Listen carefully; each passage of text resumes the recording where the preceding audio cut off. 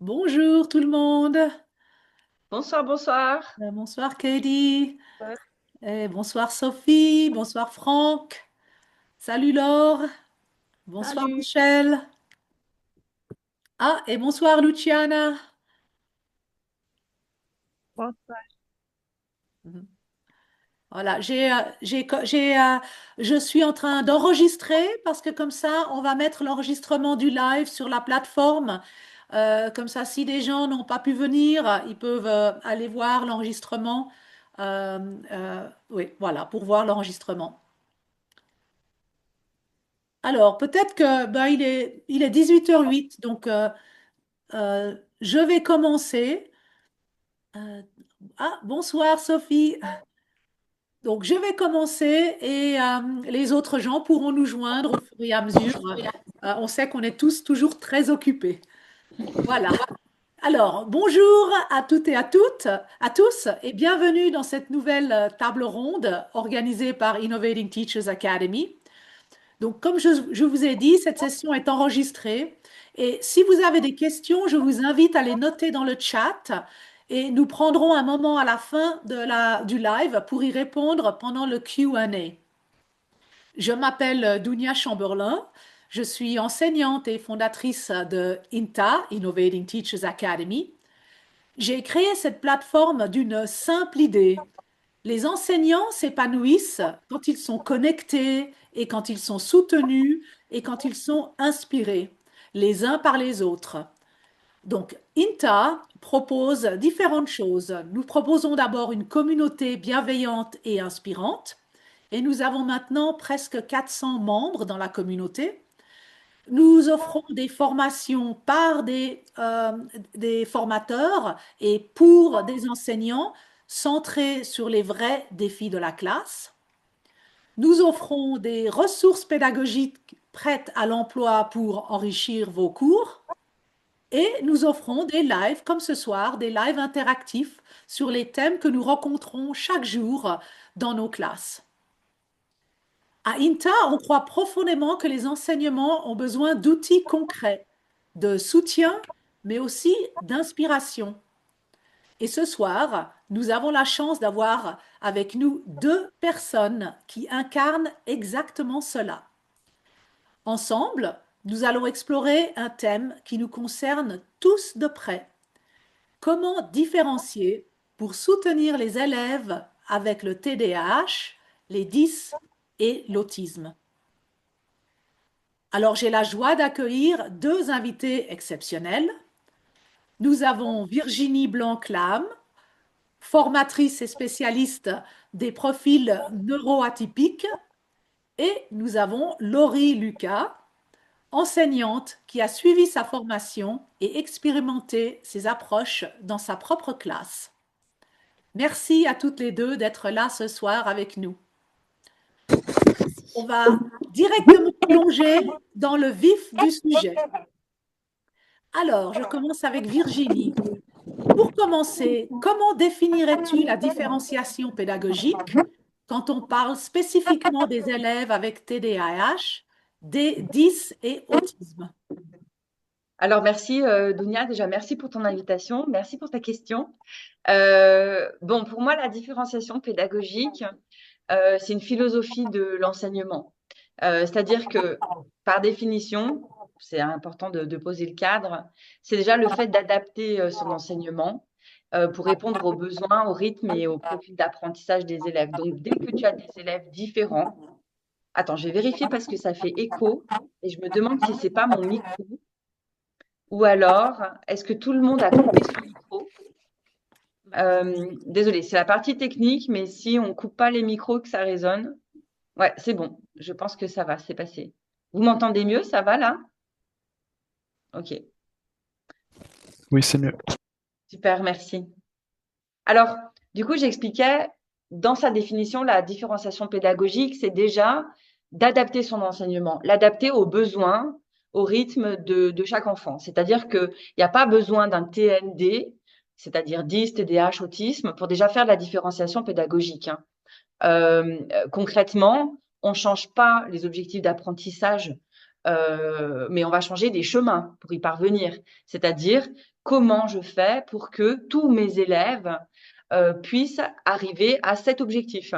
Donc, on doit tenir compte des différences de rythme, des différences de motivation, des différences de profil des élèves, de langage, parfois même de confiance en soi.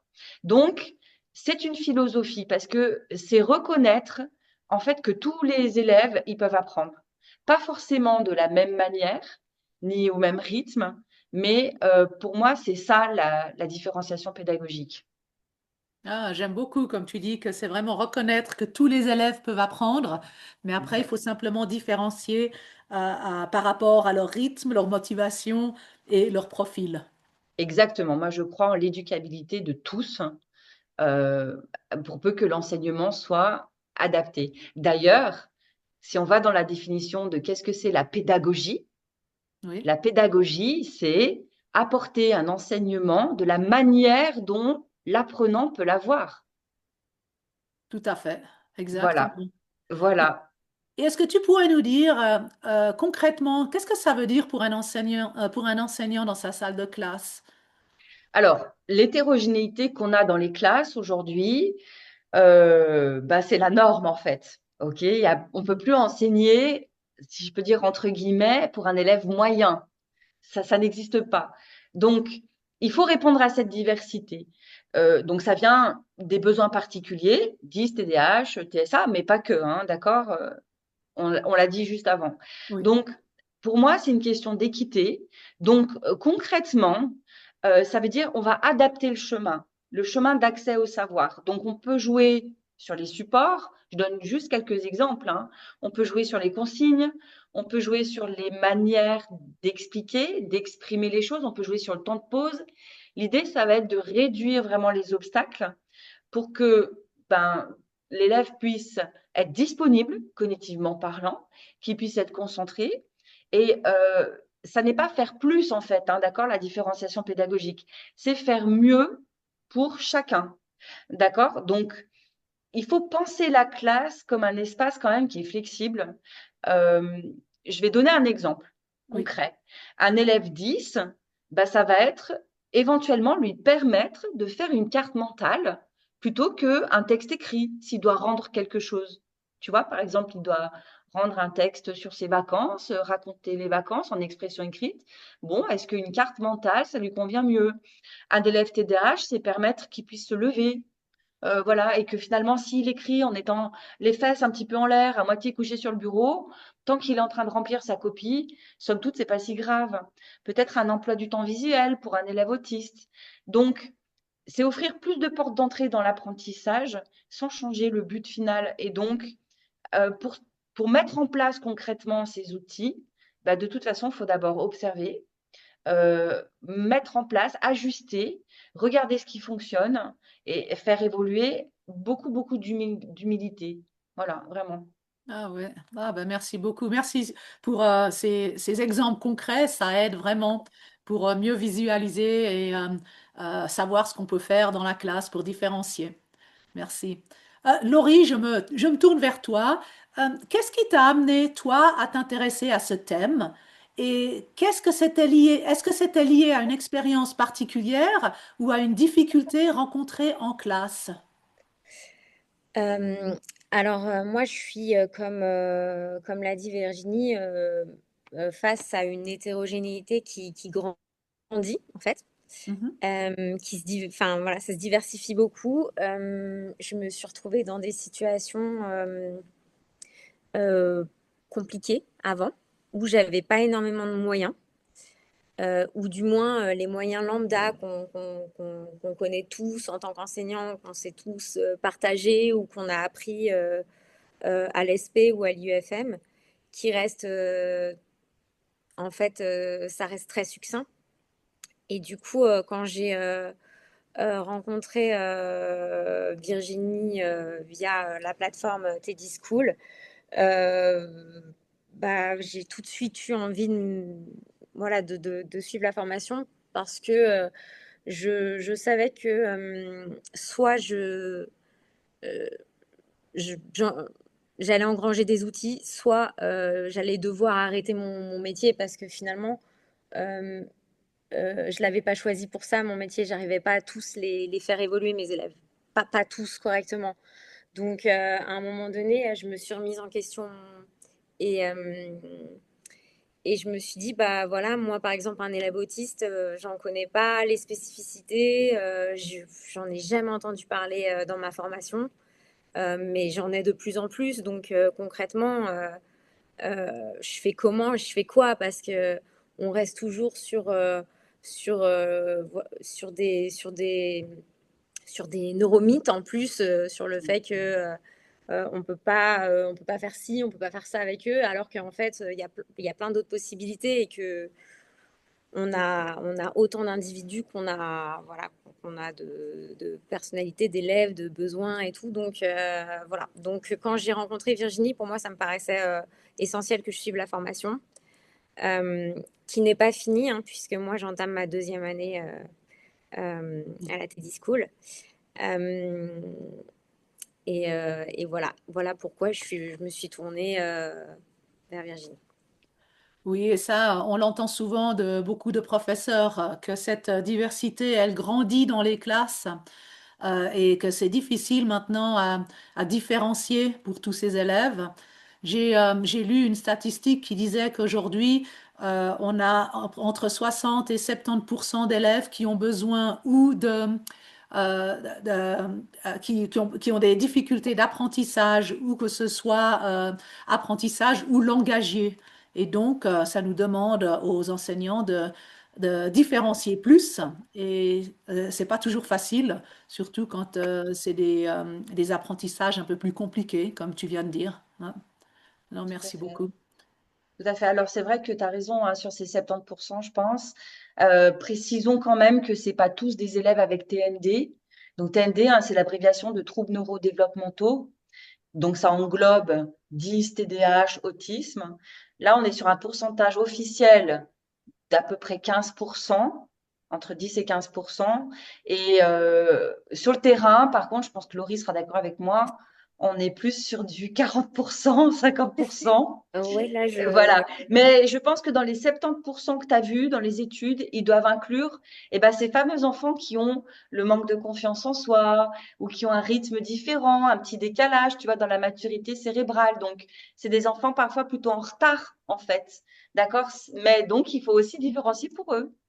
Oui, tout à fait. Et c'était pas seulement des enfants avec des problèmes, des C'est difficultés ça. d'apprentissage. C'est aussi C'est des ça. enfants qui ont des difficultés langagières, puisqu'on a de plus en Voilà. plus d'enfants qui viennent dans les classes qui ne parlent pas forcément la langue de l'instruction. C'est Donc, ces ça. 60-70%, ça inclut les deux.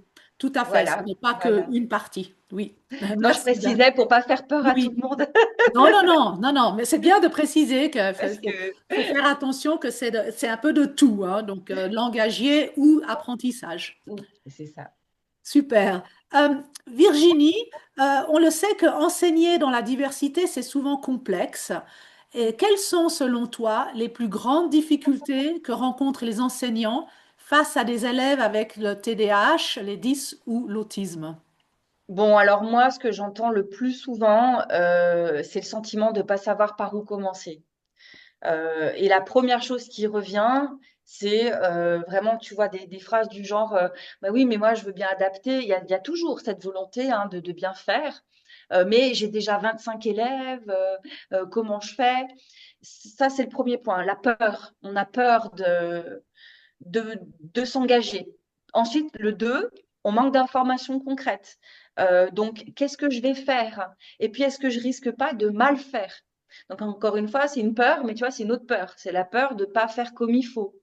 Euh, et puis, parfois, c'est la gestion du comportement ou de l'attention qui va être épuisante pour l'enseignant. Donc, euh, concilier les besoins spécifiques de certains élèves avec la dynamique globale de la classe, c'est hyper compliqué. Ouais. Donc, c'est là que l'accompagnement, la formation, les échanges entre collègues deviennent vraiment essentiels. D'ailleurs, toi et moi, quand on avait commencé à échanger toutes les deux, Oui. c'était peut-être déjà l'année dernière, un petit peu, hein, je t'avais dit rapidement, pour moi, la formation, c'est un départ, mais derrière, la supervision, c'est la suite. Parce que la difficulté, c'est d'aller chercher des outils en formation, mais de se retrouver seul comme ça dans sa classe, à devoir les appliquer et à pas être sûr de faire comme il faut. Donc, euh, que ce soit de changer les supports, de modifier des consignes, segmenter des tâches, de changer les modalités, ou même des attentes. Qu'est-ce que j'ai comme attente? Je pense que ça doit tellement être pensé en amont, ça doit tellement être intégré dans la planification, dans la dynamique de classe, que ça peut être vécu comme une contrainte, avec en plus derrière la peur d'échouer. Donc tu fais contrainte plus peur d'échouer, bah voilà le défi et la réalité du terrain aussi, hein. Oui, tout à fait. Non, c'est vrai. Et la plupart des enseignants avec qui je parle, ils sont très motivés, ils veulent différencier, ils veulent le faire, mais comme tu dis, ils ont ces trois différentes peurs et ne savent pas trop comment s'y prendre. Et donc, ils ont besoin de quelqu'un qui peut les accompagner. Et tout à fait, c'est ce qu'on croit très fortement à Innovating Teachers Academy, c'est que on donne une formation, mais la formation ne s'arrête pas après cette classe ou après cette formation elle-même.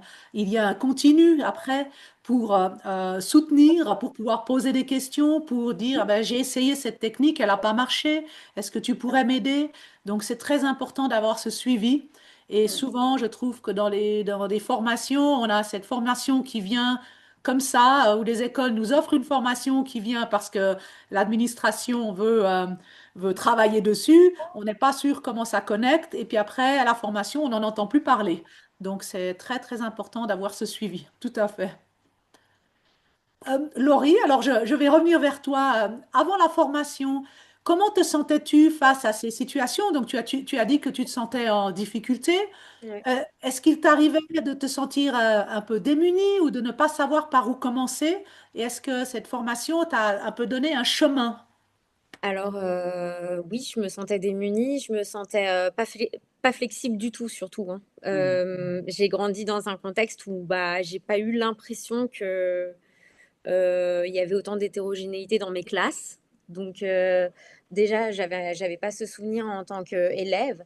Ensuite, en tant qu'enseignant, bah, j'ai eu une formation qui ressemblait plus peut-être à l'enseignement de quand moi j'étais élève. Et je me suis retrouvée sur le terrain, donc avec des situations diverses et variées. Et effectivement, comme je le disais tout à l'heure, avec ce rabâchage dès l'ESP ou l'IUFM qu'il faut adapter, que c'est important d'adapter, que c'est important de différencier. Et puis c'est tout. Et puis zéro outil, quoi. Et le Donc, comment? donc Ouais. oui, alors une fois que vous avez grossi le texte, une fois que vous avez mis deux, trois couleurs pour faire plaisir à tout le monde, enfin je veux dire, c'est cool, mais quand ça marche pas, bah, vous êtes tout seul et après il y a voilà, il y a ça, il y a les enfants qui font, qui ont des troubles de comportement, qui sont aussi des enfants qui prennent une place énorme en classe et en fait, on a souvent l'impression de différencier et d'aider, mais un type d'élève en particulier, parce que finalement, on a une sensibilité qui fonctionne plus ou moins avec un type d'élève, et puis on a du mal à avoir la sensibilité pour d'autres, donc forcément, c'est plus dur. Euh, un exemple, moi, le TADA, je le vis au quotidien avec mon fils, avec mon conjoint, mais avoir un enfant qui a un gros tada en classe, qui peut pas s'asseoir, qui se lève tout le temps et tout, moi, je sais que ça me demande une flexibilité énorme à moi, déjà, avant toute chose, à moi, ça me demande une flexibilité quand j'arrive le matin. Ça veut dire qu'il faut que je sois en forme pour pouvoir l'aider au mieux, vraiment. Parce que déjà, il va m'épuiser, en fait, si je suis pas, moi, dispo. Donc, et donc, bah, je me suis vite sentie, comme beaucoup d'enseignants, hein, euh, à bout de ce que je pouvais faire pour certains. Ouais. Ah ben, je comprends bien, oui, et je pense que beaucoup de gens se sentent comme toi, qui se retrouvent dans la même situation. Tu as parlé au début donc que tu n'avais l'école ou l'endroit où tu travailles ne t'ont pas donné beaucoup d'outils. Est-ce que tu pourrais, par exemple, tu pourrais nous donner un outil que tu as pris donc de la formation de Virginie, un outil qui vraiment marche très bien pour toi, que tu utilises régulièrement? Bah, j'ai envie de vous dire non, je peux pas vous donner un outil. Je pourrais vous en donner plusieurs, mais je peux pas vous donner un outil type qui fonctionne parce qu'en fait, ça dépend vraiment de mon public. Enfin, je peux vous donner des outils que j'ai eu grâce à la formation, mais je peux pas vous donner un outil type qui fonctionne parce que en essayant de m'adapter et de changer tout le temps les outils pour que ça fonctionne, bah du coup, j'en ai pas un qui sort tout le temps, tout le temps, tout le temps, quoi.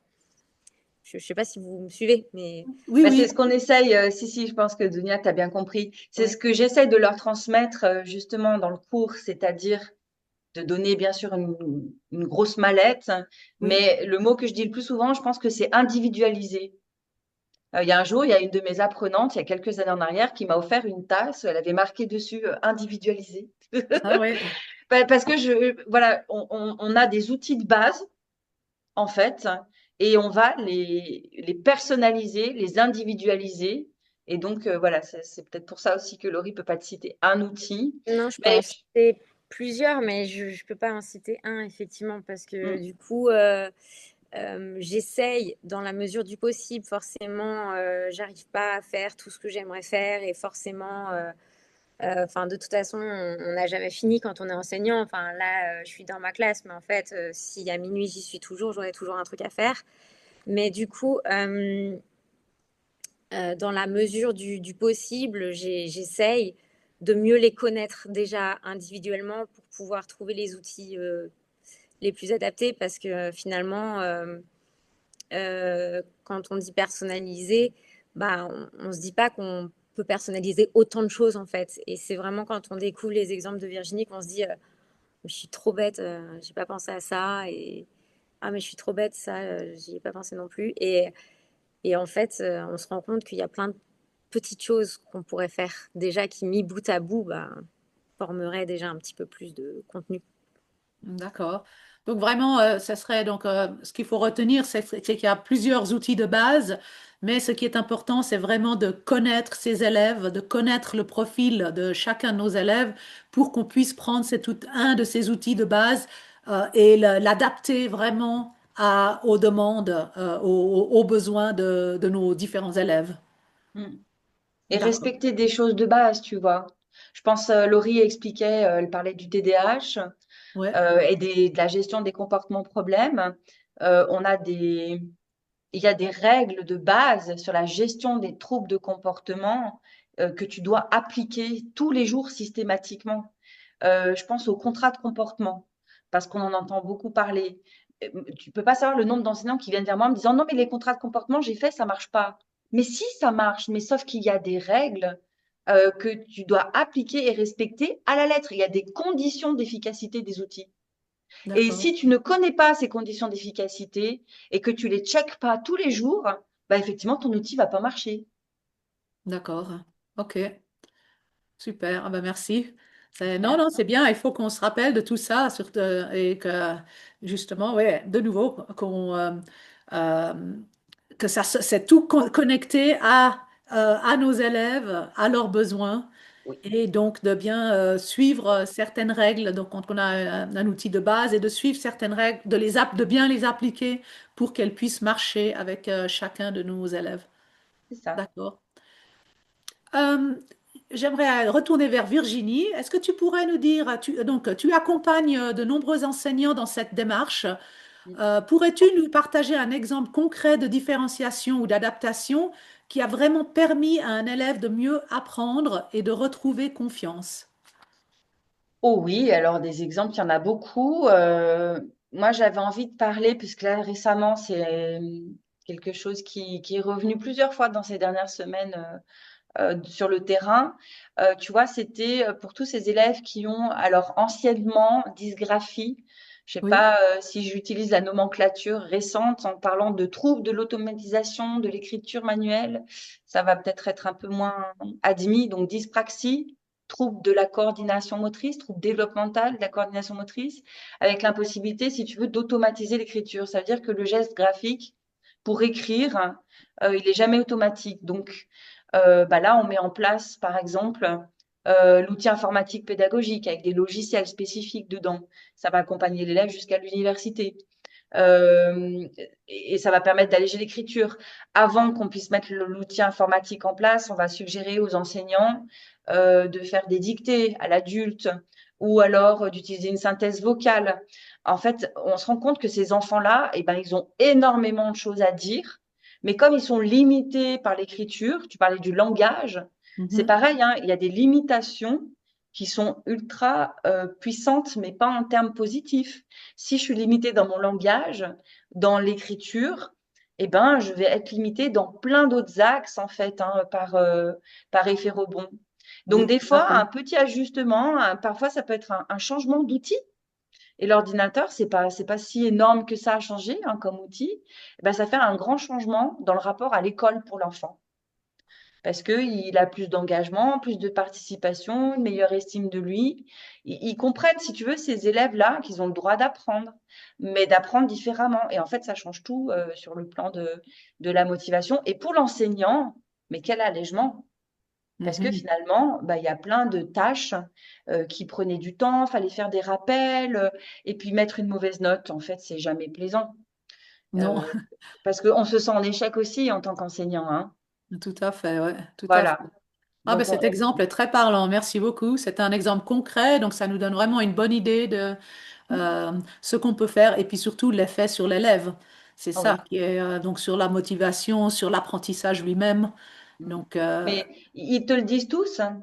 Quand tu leur fais un bilan, puis que tu mets le doigt sur les choses qui dysfonctionnent et que tu mets en place les aménagements, très rapidement, 3 mois, 6 mois après, ils viennent te dire, ah, mais en fait, je suis pas bête. ouais. Ah, mais en fait, t'as vu, maintenant, j'ai des bonnes notes. Ouais, on oublie que quand si on a des problèmes de coordination motrice, ça peut affecter beaucoup d'autres choses Mhm. et ça peut rendre difficile pour l'élève de démontrer sa compréhension et même peut-être dans l'oral, comme tu dis. Oui, le langage Ouais, aussi, bien sûr. ouais, ça le bloque. Ah ben merci, Mhm. ouais, c'est un très bon exemple. Merci beaucoup. Avec plaisir. Mhm. Je retourne vers Laurie.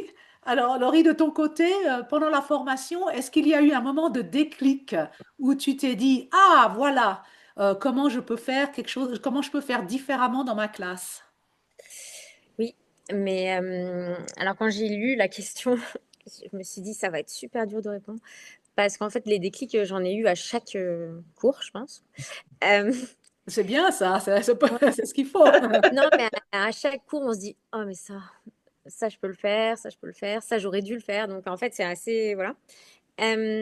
Après j'ai la chance moi au quotidien d'être dans une école qui me donne les moyens aussi de faire Oui. certaines choses parce que en tant qu'enseignant, on répond aussi à des politiques environnementales, je vais dire pour résumer, qui sont plus ou moins amovibles ou voilà. Donc du coup, moi j'ai un peu de chance d'avoir voilà d'être écoutée peut-être et puis d'avoir un peu de budget aussi pour certaines choses. Mais j'ai notamment découvert des outils en fait, des outils, du matériel pédagogique ou des choses que je connaissais pas ou qui me faisaient peur aussi parce que je les avais vus et je m'étais dit oh là là, ça va être super compliqué pour moi. Enfin, je les appréhendais. Et en fait, de les manipuler avec Virginie, de pouvoir les voir en vrai, de pouvoir faire aussi des recherches, parce que du coup, on a des évals avec Virginie aussi. Et donc, du coup, de faire des recherches qui permettent du coup de répondre à des besoins spécifiques, prendre ce temps-là. C'est pour ça que je suis pas à jour dans mes évals. Prendre ce temps-là, ça permet aussi de petit placement. Ça permet aussi de trouver plein d'outils concrets et de diversifier un peu les ateliers en classe. Et notamment, je me souviens donc, voilà, j'ai un exemple très concret parce que du coup, il date de la fin d'année scolaire passée où j'avais un enfant qui bougeait tout le temps et on avait vraiment. Alors, j'avais le seuil de tolérance qui était de plus en plus flexible hein, à tout ça puisque je savais que voilà, ça faisait partie de lui, qu'il fallait, que patati.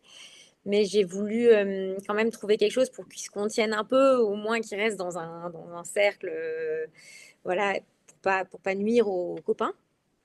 Et j'ai cherché vraiment des outils, on en a essayé vraiment plusieurs, il n'y avait pas grand-chose qui fonctionnait.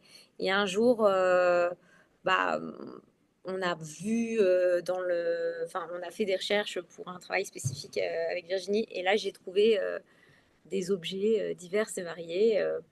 Et du coup, j'ai suspendu une espèce de plateforme à mon bureau. Alors, voilà, j'ai la chance d'avoir le menuisier, le responsable, hein, à qui j'ai dit, bah voilà, on va acheter ça. Ça a un certain coût, effectivement, mais il faut me le suspendre le plus vite possible sous le bureau. Faut pas que le casier s'écroule. Faut que l'enfant il puisse faire comme une balançoire avec ses pieds tout le temps. Faut pas que ça fasse de bruit parce que Ouais, voilà. Et on a mis tout ça en place et en 48 heures, on avait réglé le problème. incroyable. Et voilà, ça Bravo. lui allait à lui, enfin voilà, ça lui convenait à lui. Voilà, cette année, je ne l'ai pas réutilisé du tout. Donc voilà, peut-être autre chose. Mais des outils qui tout de suite, je me dis bon bah, ah, on a trouvé ça, je vais l'essayer. Et puis bah si c'est pas lui, c'est un autre. Mais voilà, il y a eu plein de choses comme ça. Et et aussi dans mon discours vis-à-vis de la formation des parents, voilà, je me suis sentie plus légitime aussi sur plein de choses, dans le sens où bah, Virginie, elle nous sensibilise beaucoup au fait de, de, de, de rester sur des choses prouvées scientifiquement, voilà. Mhm. Et donc, du coup, de pouvoir être sûr qu'on valide que ce qu'on est en train d'avancer, c'est validé scientifiquement et pas. Voilà. Je pense notamment, je l'ai découvert malgré moi, mais ce qu'on parle souvent des enfin, des intelligences kinesthésiques, sensorielles et tout, bah voilà, ça pendant des années, on nous a bassinés avec ça, et en fait, bah, il s'avère que oui, oui, il y a des sensibilités, mais en fait, il n'y a pas on apprend, enfin, voilà, on n'est pas fermé, c'est un neuromythe, et du coup, bah, essayer de défaire ces pensées-là aussi. Oui. Et puis de pouvoir bah, voilà, réajuster avec des preuves scientifiques et pouvoir rendre mon discours légitime et me faire confiance aussi parce que en fait, je suis enseignant, je suis confrontée à des parents qui me disent non, pas du tout. Ou... Et en fait, il y a eu un moment où bah, s'ils disaient non, ils disaient non. Et maintenant, je peux argumenter, en fait. Je peux argumenter et je leur dis, mais attendez, euh, voilà, moi j'ai la chance de suivre une formation qui me permet de vous affirmer ce que je suis en train de vous dire et de vous donner telle référence pour consulter. Et ça aussi, enfin, c'est pas que c'est un déclic qui fait que, mais c'est vraiment un truc que j'ai appliqué très vite pour le coup. Oui. Ah non, mais ça, c'est ouais, c'est tellement important parce que souvent, quand on a des enfants avec des difficultés dans la classe, on aimerait essayer différentes choses. On n'est pas sûr si ça marche. Ensuite, ben, de nos jours, les parents sont de plus en plus vocaux. Donc, ils nous disent non, non, ça marche pas. Et donc, après, on perd un peu la confiance en soi. Et donc, ça, c'est vraiment un atout incroyable de savoir qu'ils sont basés sur des recherches. Donc, vous pouvez bien expliquer pourquoi, le pourquoi et le comment.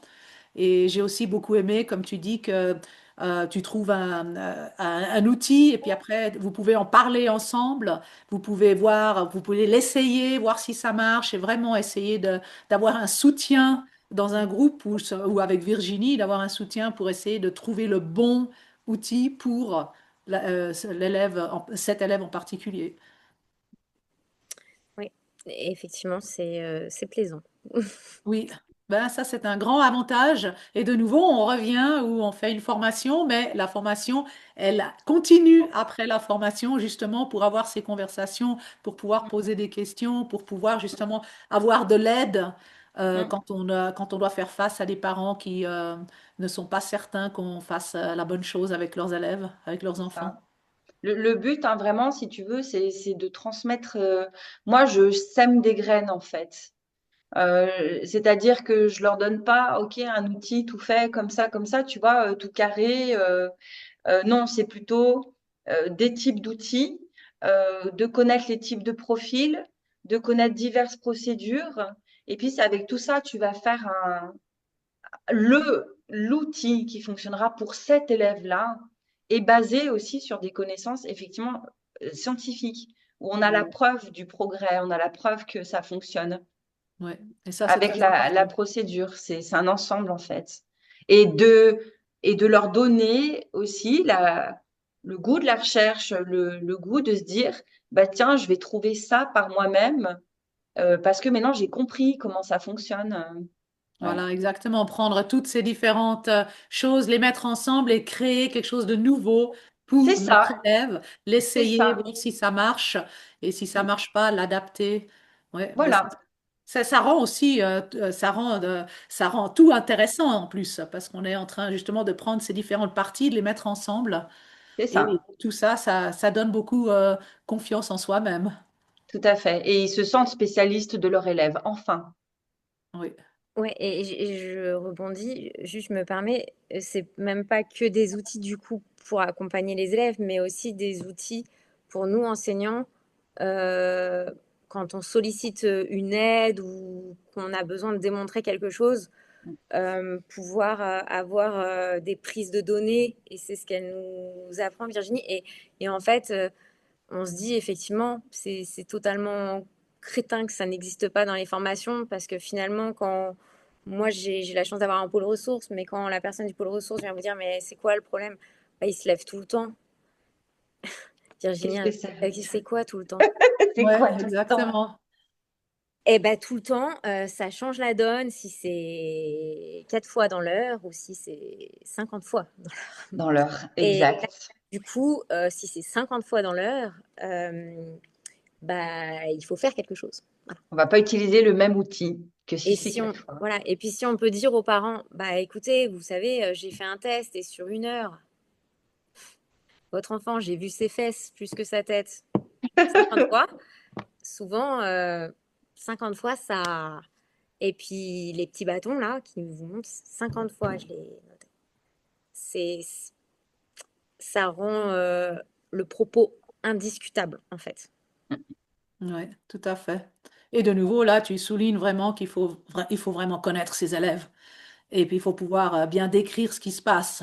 Pas Exact. faire comment ça s'appelle, des extrapolations ou de dire, oui, oui, tout, comme tu disais, tout le temps. Ou, il faut vraiment qu'on prenne des bonnes notes sur ce qui se passe dans la classe pour mieux comprendre comment on va pouvoir les aider.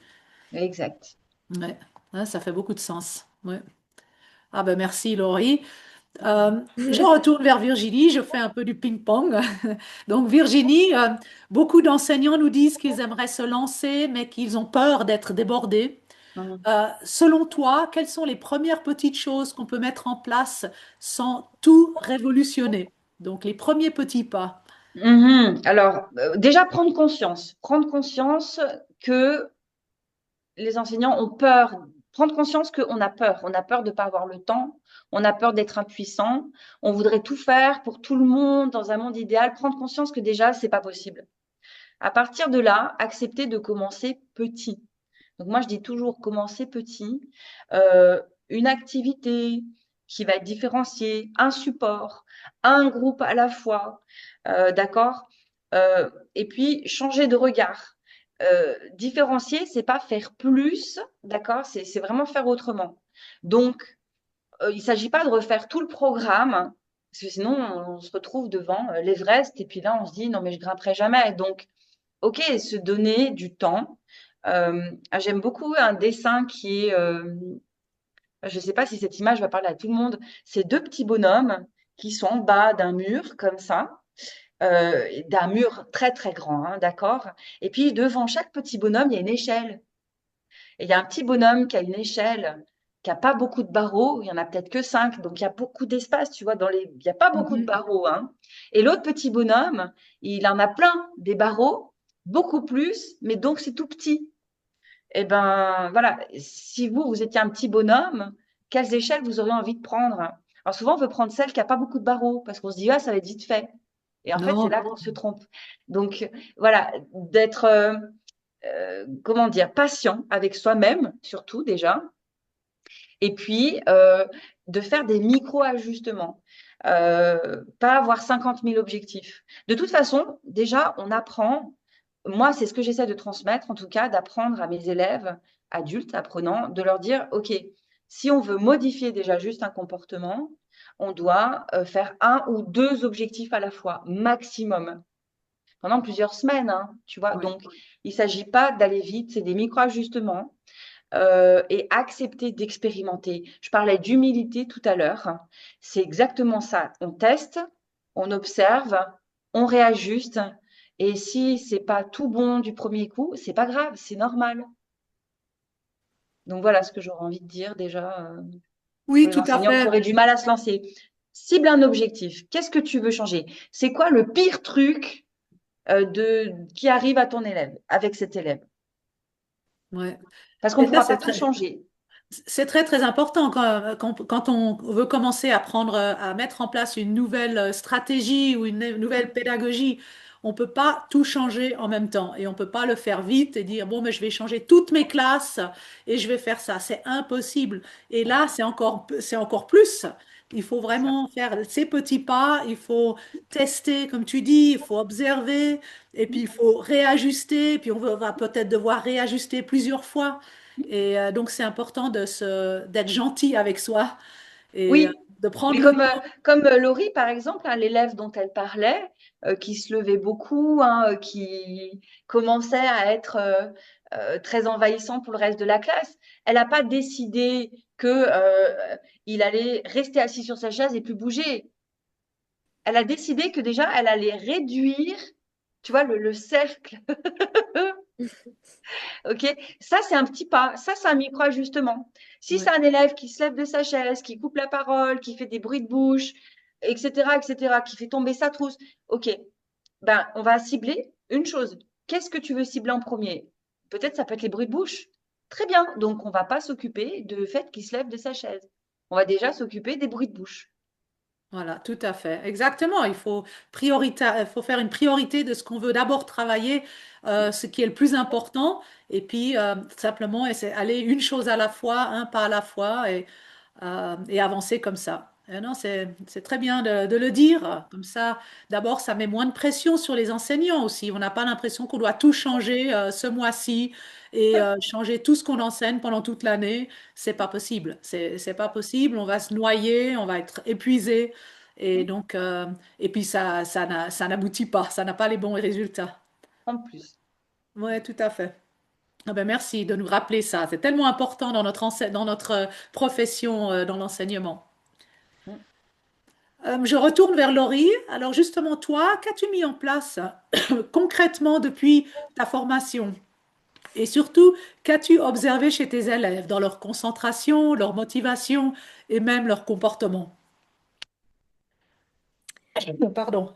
C'est détaillé, hein, donc pour essayer de faire vite, euh, bien sûr, j'ai adapté ou du moins quantifié mes attentes en fonction de mes élèves. J'essaye, dans la mesure du possible, de personnaliser mes supports euh, ou de proposer des supports différents à certains enfants ou du matériel spécifique. Euh, J'utilise des outils dont je ne connaissais pas l'existence avant, hein, et voilà. J'essaye de créer des moments où on peut parler de ses émotions aussi, parce que en fait, ça parle à tout le monde, donc ça fait du bien à tout le monde. Je leur apprends à mettre des mots dessus aussi, parce Ah oui. que voilà. C'est... Et je mets et en fait, je commence par moi mettre des mots sur les miennes. Parce que j'ai aussi vu que l'enfant, quand il a la sensation que l'enseignant, il n'est pas que enseignant, mais qu'il est aussi l'être humain voilà, qui vit comme lui des vagues émotionnelles, ça change un peu la donne déjà. L'enfant, il ne nous regarde pas tout à fait pareil. Donc, souvent, quand je vois il y a une situation un peu stressante, comme une rentrée, ça m'est arrivé de prendre un enfant que je sentais très stressé et très réticent à me suivre et à lui demander s'il pouvait me tenir la main parce que j'étais stressée moi. Donc, en mettant les mots, bah, en fait, il m'a regardé comme si je sortais d'un... Et il m'a suivi, mais avec un plaisir. Il s'est dit, je vais l'aider, elle est stressée, la maîtresse. Voilà. Donc, je commence toujours voilà, à verbaliser. Après, je leur dis aussi quand voilà, je suis fatiguée ou quand ça va être plus dur pour moi. Je leur dis pourquoi quand c'est possible. Et du coup, bah, voilà. Déjà, le fait de moi mettre des mots, eux, ils en mettent aussi. Enfin, voilà, c'est tout bête, mais ça fait pas mal. Après, j'observe beaucoup et beaucoup plus qu'avant. Mhm.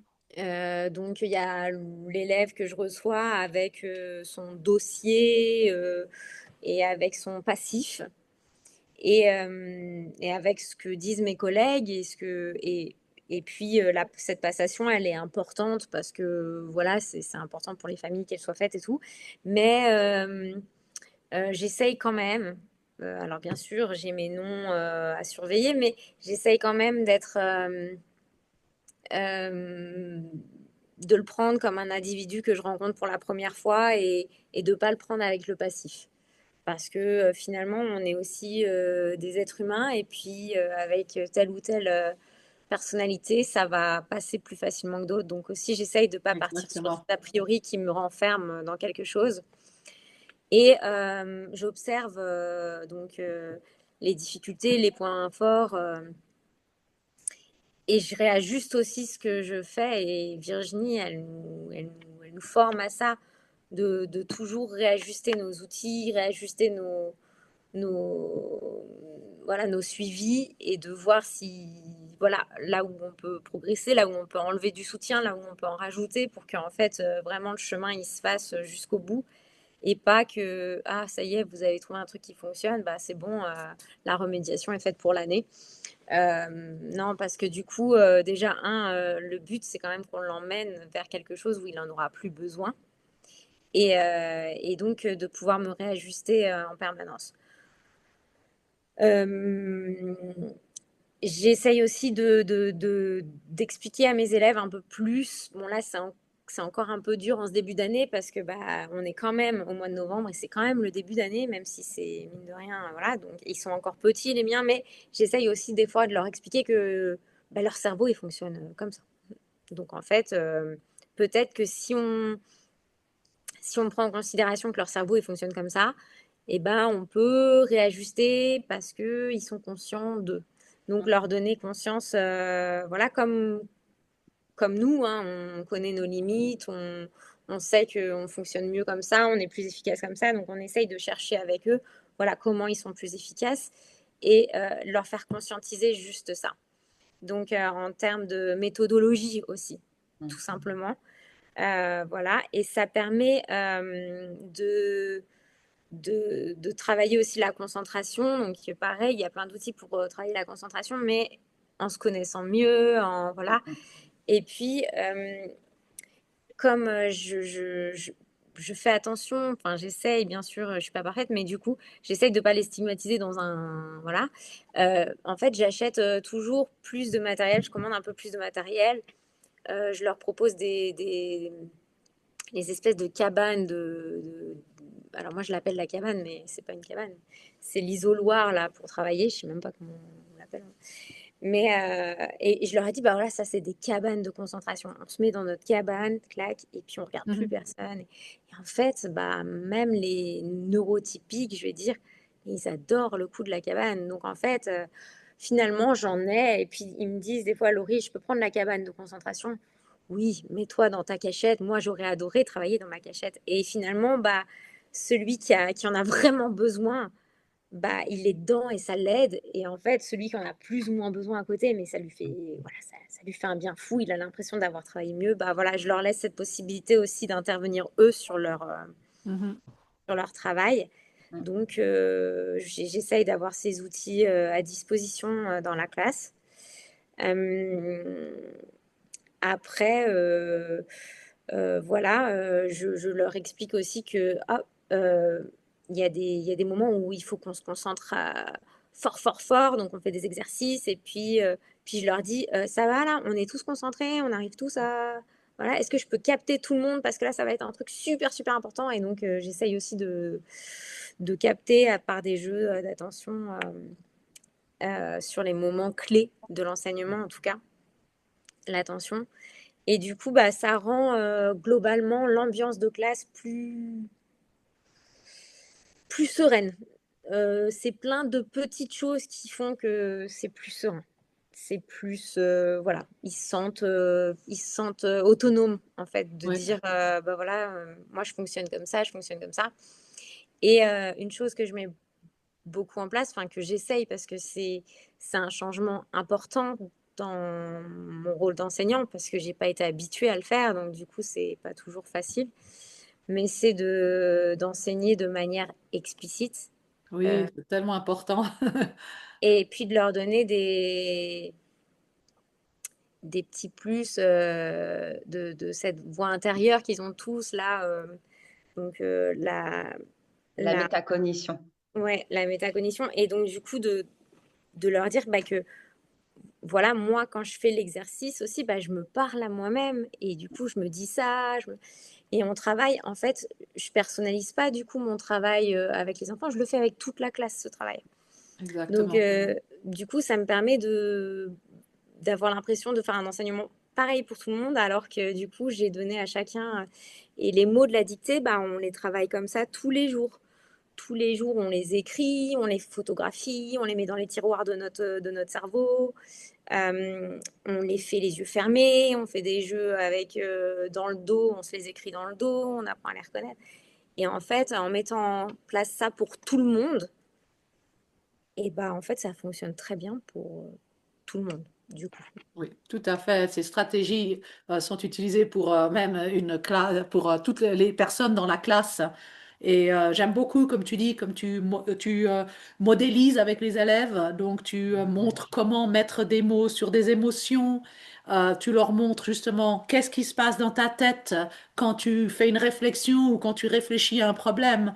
Parce Mm. qu'en modélisant ça, eux, ils peuvent, bah, tu rends ta pensée visible. Et après, tu peux aussi demander de voir, tu peux utiliser des stratégies pour voir leurs pensées et comme ça, on peut mieux les aider. Quand on comprend ce qui se passe dans la tête, on peut définitivement mieux aider.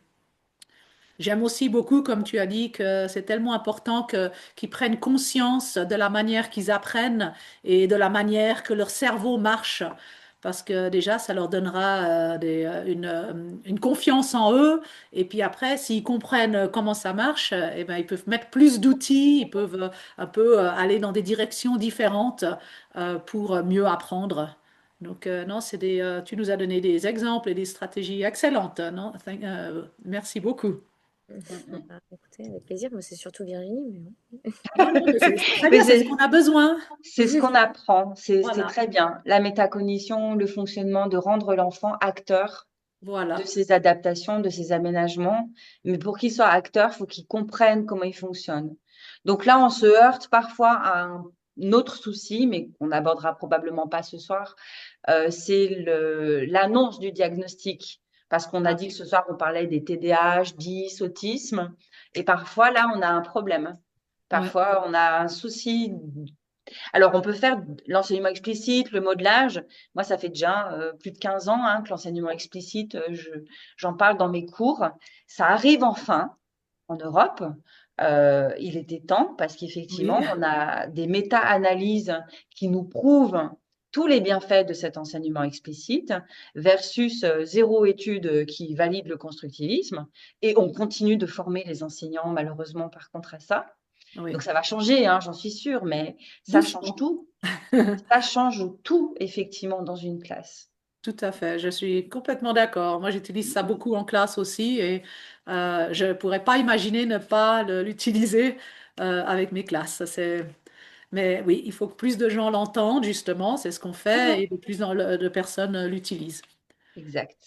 J'aimerais poser une dernière question pour ce soir à vous deux. Donc, si vous deviez transmettre un message à un enseignant qui se sent parfois dépassé face à la diversité de sa classe, quel serait-il? Vous pourriez nous donner chacune un message.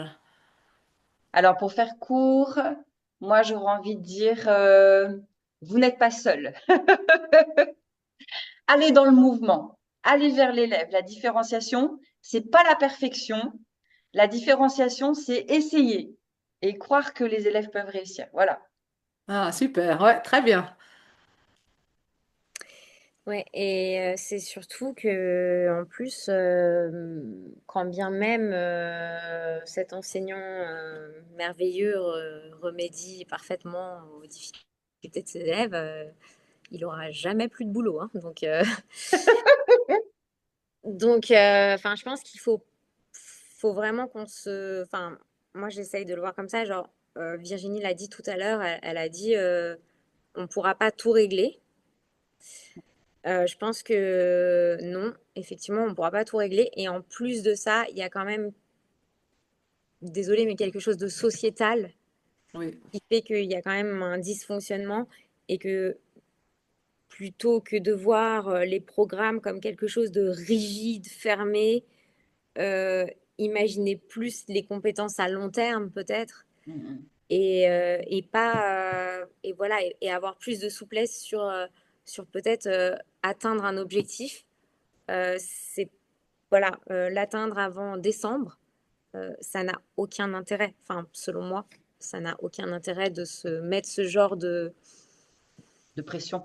de pression parce que du coup, on est avec des êtres humains, on n'est pas des machines et du coup, enfin, ça me paraît complètement pas du tout dans l'air du temps, en fait. Et je pense il y a tout un système aussi qui est à revoir et que du coup, l'enseignant, son rôle aujourd'hui, c'est de remédier parce que du coup, il a pas d'emprise sur ce système. Euh, c'est la seule ressource qu'il a aujourd'hui, en fait. Et que s'il n'a pas ces capacités-là et cette capacité d'adaptation, bah, je pense qu'il restera pas enseignant, ouais, en fait, pour lui déjà, avant tout. Et, tout à fait. moi, je sais que c'est dur tous les jours, dans le sens où ça me plaît de le faire, mais si je veux que ce soit parfait, je vais être malheureuse, quoi. Mm. Donc, C'est pas la perfection, exactement. Ouais. je me dis que bah, quand ça marche, c'est déjà cool, en fait. Ah ben, merci beaucoup pour vos deux messages très puissants. Ces deux, moi je les appelle des nuggets. Ces deux nuggets qu'on peut prendre avec soi après cette heure de riche en idées et en stratégie. Avant de finir, j'aimerais juste voir, est-ce qu'on a des questions dans le chat? Est-ce que donc les personnes qui ont écouté, nos participants, est-ce que vous avez des questions pour Virginie et Laurie? Je vais ouvrir mon chat.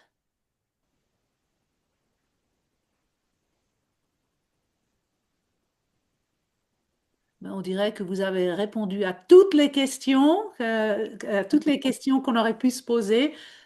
Alors peut-être juste avant de finir, est-ce que Virginie, tu pourrais nous dire, nous parler un petit peu de ta prochaine... Ah, peut-être Laure, est-ce que tu as une question? Oui, merci beaucoup pour vos Oui. présentations. J'aurais aimé vous demander, quand vous avez des élèves qui ont du mal à gérer la façon dont ils se concentrent du point de vue du mouvement dans la classe et puis du point de vue des bruits de bouche. Donc, admettons que on se dise, bon, on va les aider à penser aux bruits de bouche. Est-ce que vous avez des stratégies particulières, des images que vous leur donnez pour les aider à gérer ça? Alors oui, pas forcément des images, ça va dépendre des élèves. Il y a des élèves pour lesquels on va faire un support visuel, mais d'autres élèves pour lesquels on ne va pas faire. La première chose, ça va être de toute façon de savoir qui est cet élève qui fait ces bruits de bouche. C'est quoi son profil? Pourquoi est-ce qu'il y a ces bruits de bouche? Quelle, euh, quelle analyse on peut faire en fait, parce que faire des bruits de bouche, c'est un comportement. Donc, quels sont les antécédents et quelles sont les conséquences? Qu'est-ce qu'il y a juste avant ce comportement? Quelle est la topographie du comportement et quelles sont les conséquences? Pourquoi il y a ces bruits de bouche? Est-ce que c'est sensoriel? Est-ce que c'est pour obtenir de l'attention? Est-ce que c'est parce que ça a permis une fois d'échapper à la dictée parce qu'il s'est fait sortir de classe? Vous voyez, on a toutes ces questions-là. Donc avant de pouvoir dire on va utiliser tel outil, il va falloir d'abord analyser tout, l'élève, le contexte, le pourquoi, la chaîne comportementale. À partir de là, on décidera, OK, alors on va lui faire un support visuel, on va mettre en place un système, par exemple, de renforcement positif, ou au contraire avec retrait, pour finalement, il y aura une tâche qu'il aime bien faire, comme effacer le tableau, il ne va pas pouvoir y accéder. Ou, voilà, les solutions sont infinies, j'ai envie de vous dire.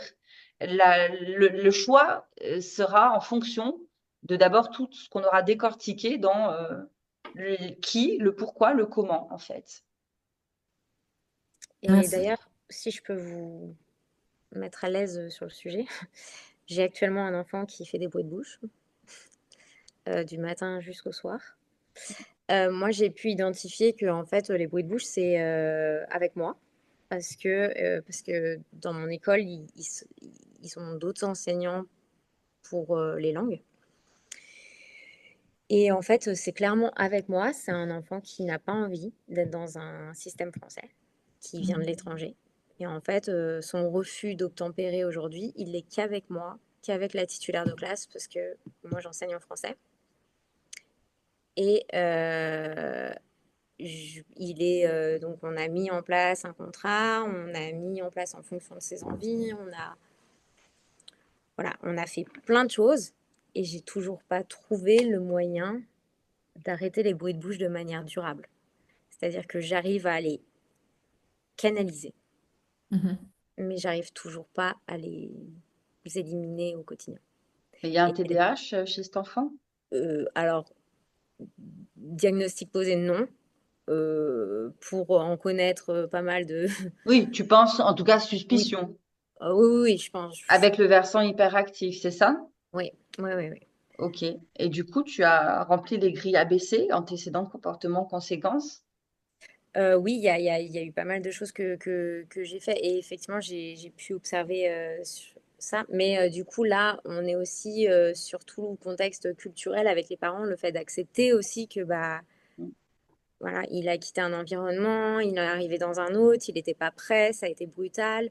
Il vient de l'autre bout du monde où il était sur une île dans un contexte Montessori et il arrive chez nous qui sommes une formule vraiment très traditionnelle de l'enseignement. Donc forcément, c'est compliqué et donc on touche à tellement de choses que bah là, je pense que malheureusement, c'est la dynamique temps en fait qui va être aussi qui va Est-ce que être. tu sais s'il y avait ça avant? Il n'y avait pas. Il n'y avait pas de bruxisme du tout. Non, pas du tout. Et c'est des phrases ou c'est des bruits qu'il fait? Ah non, c'est des bruits, mais c'est pas des bruits, c'est volontaire. Enfin, il y a une volonté de nuisance plutôt. D'accord, c'est pas sensoriel. Non, c'est pas sensoriel. Il y a Ok, une volonté de nuisance de l'ambiance classe. Parce que ok. à un moment donné, j'ai l'impression d'avoir un chat dans la classe. Ah oui. Si je l'ignore, j'aurai un tigre à la fin de l'heure. Bah oui, il fait un peu de distinction. Et, et c'est arrivé que je le sorte quand même, parce que malgré tout, j'ai mes limites. Mmh, Et j'ai un tigre qui gratte à la porte, du coup. mmh. Donc voilà, c'est. Mais voilà, il n'y a pas de solution miracle et c'est en ça aussi que.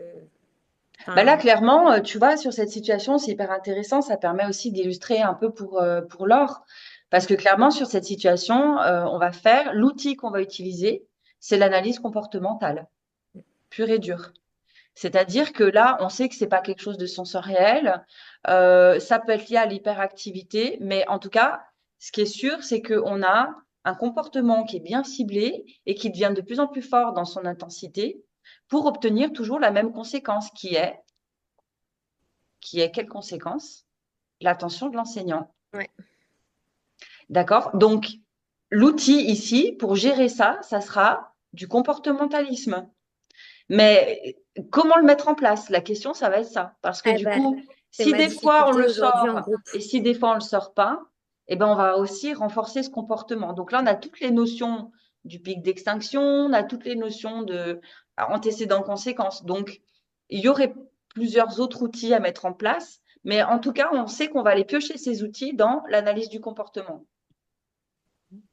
déjà. Et il y a aussi des outils qui sont super à mettre en place dans le cadre d'un pôle ressources ou d'un enseignant supplémentaire. Ouais, Chose qui est quand même plus difficile à faire en tant que titulaire de classe. exactement.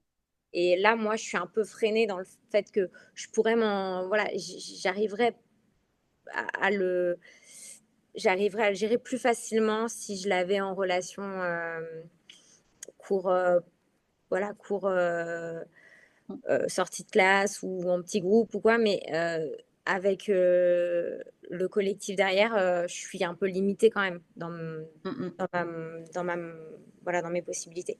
Et donc, bah, je m'avoue pas vaincue, mais en tout cas, voilà, c'est un problème qui existe et voilà, qui est un problème qu'on Voilà. va régler, mais qu'on va peut-être mettre un peu plus de temps à régler Mm, qu'un autre. mm. Je vois une autre question dans le chat. Peut-être, moi, je vais essayer de le prononcer parce que c'est comment envisagez-vous le binôme enseignant AESH? Pardon, je ne sais pas ce que c'est le AESH. Alors, les AESH, ce sont des personnes en France qui viennent soutenir l'inclusion. AESH, c'est l'abréviation de assistant d'éducation pour les élèves en situation de handicap ou auxiliaire d'enseignement pour les élèves en situation de handicap, quelque chose comme ça. D'accord. Alors, c'est un statut qui est très particulier parce que les AESH en France ben, sont pas formés, sont pas qualifiés. C'est pas comme en Suisse où, si tu veux, c'est les enseignants spécialisés qui viennent en classe pour soutenir des élèves à besoins éducatifs particuliers.